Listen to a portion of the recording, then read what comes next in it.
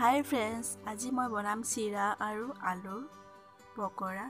এখিনি সব মই ৰেডি কৰি লৈছো। চিৰা অকমান, আলু দুটা,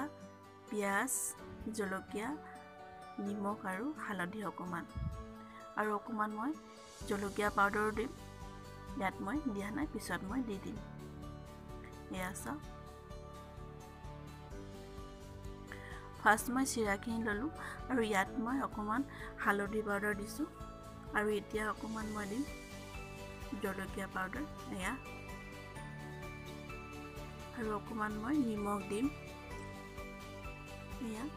নিমখখিনি আপোনালোকে একেবাৰতে দি নিদিব লাহেকে পিছত টেষ্ট কৰি দিব নহলে বা নিমখ বেছি হৈ যাব আৰু এতিয়া মই অকমান পিয়াজ দিছো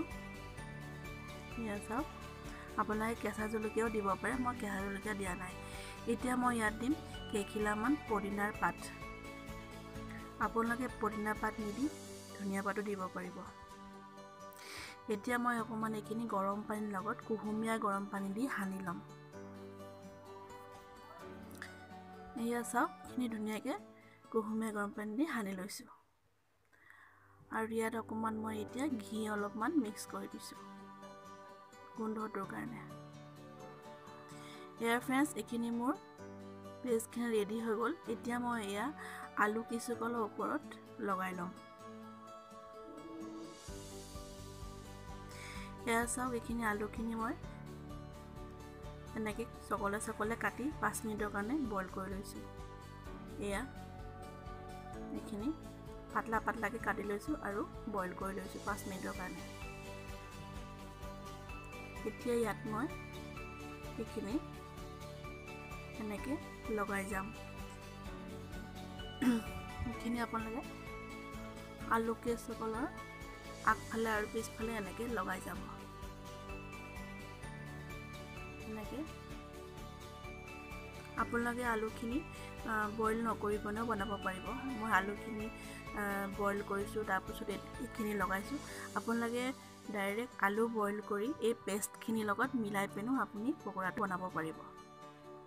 এয়া সব এনেকে মই বনাই লৈছো এয়া এনেকে এখিনি মই ভাজি লম এয়া গুটেখিনি মোৰ ৰেডি হৈ গল ভাজিবৰ কাৰণে এখিনি মই ডাঙৰকে বনাইছো আপোনালোকে সৰুকেও বনাব পাৰিব মোৰ আলুখিনি ডাঙৰ আছিল কাৰণে এখিনি ডাঙৰ হৈছে আপোনালোকে সৰু আলু দি বনাব পাৰিব এতিয়া মই এখিনি ভাজি লমগে এয়া অকমান তেল দি ললো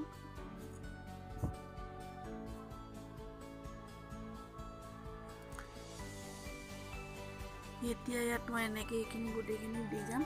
এখিনি বেছিকে লেপথেপকে দি নিদিব 3টা 4টাকে ভাজিব বেছিকে লেপথেপকে দিলে লৰাওতে ভাঙি যাব আৰু লৰাতে লাহেকে লৰাব এয়া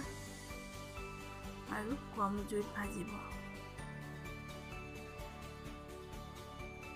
এয়া এখিনি এনেকে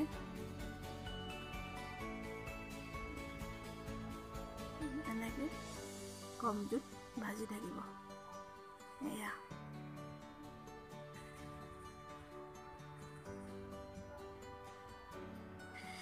फ्रेंड्स আজি মোৰ